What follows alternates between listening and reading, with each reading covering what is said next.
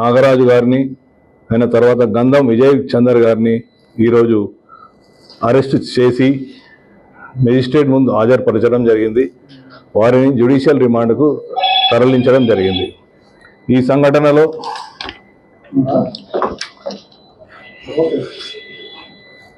గాయపడ్డ అంటే సఫకేషన్ తోటి గాయపడ్డ శ్రీ తేజ అబ్బాయి ఇప్పుడు హాస్పిటల్లో సూపర్ స్పెషాలిటీ హాస్పిటల్లో అతను చికిత్స పొందుతున్నాడు. చికిత్స జరుగుతున్నది. ఇంకా దీనిలో ఈ కేసులో పరిశోధన కొనసాగుతున్నది.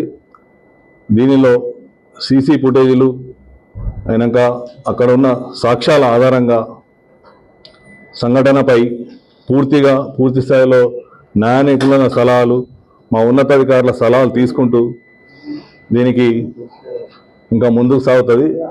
దీనిలో చట్టరీత్యా ఎవరెవరైతే దీనిలో ఇంకా పాలు పంచుకొని ఉన్నారో వారందరిపై తదుపరి చర్యలు ఉంటాయి. Thank you. న్యాయ నిపుణులు మరియు మా యొక్క సీనియర్ ఆఫీసర్స్ దాని మీద జరుగుతుంది. చట్టం ముందు అందరూ సమానమే. చట్టం ఎవరికి చుట్టం కాదు. Thank you.